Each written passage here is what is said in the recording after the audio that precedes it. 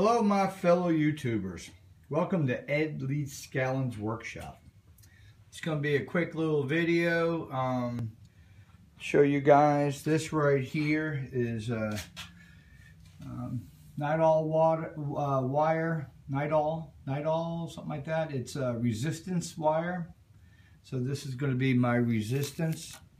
So I'll just tap into these here and I'll put this into the circuit if I want to knock down any high power. This over here is a capacitor, salt water. I'm just doing a quick little demonstration. What I'm doing here, I got a little tiny capacitor, you can see right there, and this is just a test because I've been saying I'm going to take high voltage and I'm going to pull the amperage out of the ground. So I wanted to see how true this could be. So here I'm just taking a 12-volt battery from a car battery and just the positive, no ground or anything. And what I'm doing is just hooking up the positive to the saltwater capacitor, pulling the ground right to the capacitor, right from the ground to the capacitor, then the other side of the capacitor back to the positive, and also the ground is doubled up. So one goes to the ground and one goes to the capacitor, okay? The big salt water. So the little guy here, it started off at 0, and we'll check it right now and see where we're sitting. I'll try to do this to where you can actually see it. And we'll go over to the voltmeter. We're in millivolts, and it's still climbing.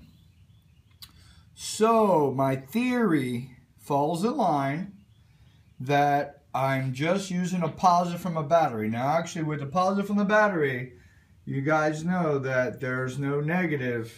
The negative cable is sitting right over here, and it's not hooked to anything, and without that negative hooked up, you're not going to be able to absorb the energy to create a loop to come out of that battery. But in hindsight, the plus is just hooked up and it's going to look for ground, I'm sure, and it's sitting on top of ground even though it's isolated and insulated, so it's separate.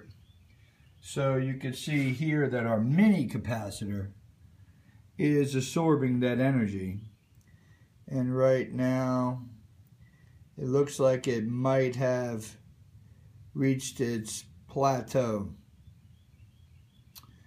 So something to see though. So we're pulling that from using just the positive in the ground. So what the plans are is to use a high voltage, and then when there's high voltage, the ground has potential. So we're going to try to get the potential out of the ground.